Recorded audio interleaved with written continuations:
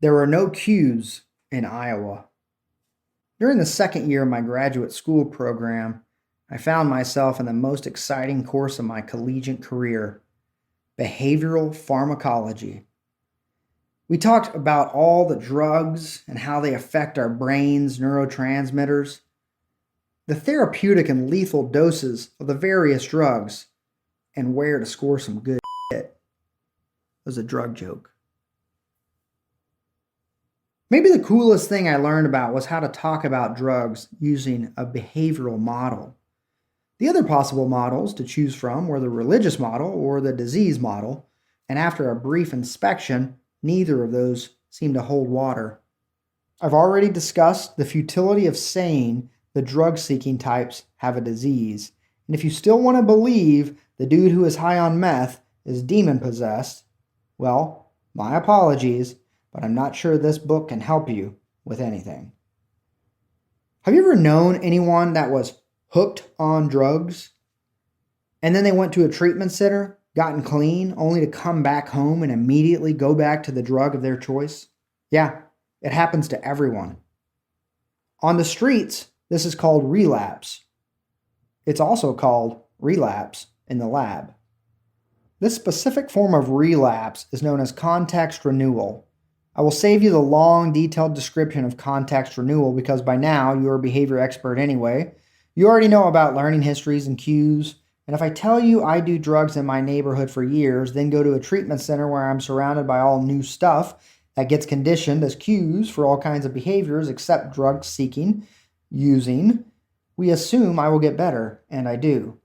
But after receiving a sobriety medal, I am placed back in my old drug-using context, where I have a long learning history of drug-related behavior and the cues pointing the way.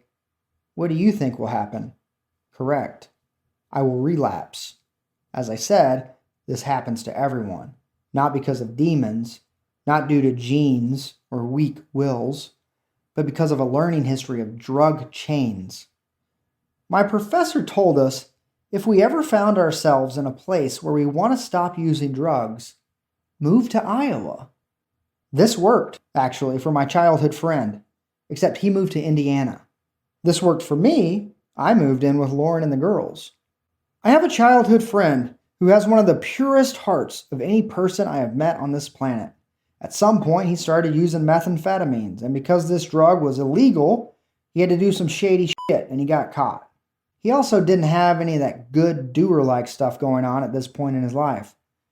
He tried the treatment center relapse cycle a couple of times, and how do you think it worked? Correct. It didn't.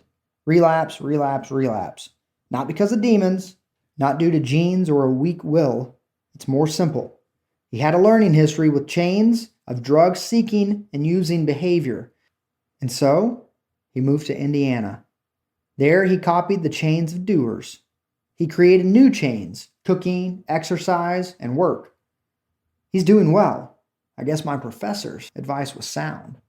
There have been contexts where it was not socially appropriate to put tobacco in my lips, so I built new chains involving tobacco. Question: what do you call a person with a long learning history of smoking? Answer: a chain smoker. Just before moving in with Lauren, I was a regular smoker. My chain was no different from other chains. I would take frequent work breaks, aka avoiding what I was supposed to be doing, go outside, listen to audiobooks, and smoke. I did this consistently for about 2 years. Then I moved in full-time at Lauren's. I haven't smoked in 2 months. We just moved into a new house where we found a full carton of cigarettes. The thought of burning one has not entered my head. Seriously, a cigarette is no longer a cue. There are many contributing variables to why I do not care to smoke nowadays. Here are a few. Number 1, I do still use smokeless tobacco. Number 2, smoking is socially punished at Lauren's. Instead of supports or reinforcers, punishment is like trying to connect the last link of a chain to molten lava. 3, there are no cues to signal smoking behavior at Lauren's. I already said this, up there. I am repeating it so you will understand the thing in cigarettes that evokes smoking is no longer present. So if you want to break your chains, move to Iowa or Indiana, or remove the cues in your unwanted chain. A friend of mine wanted to break his social media using chain. His phone was a cue. Instead of mailing his phone to Iowa or Indiana, he simply removed the easy access to the apps on his phone. He made his cues invisible.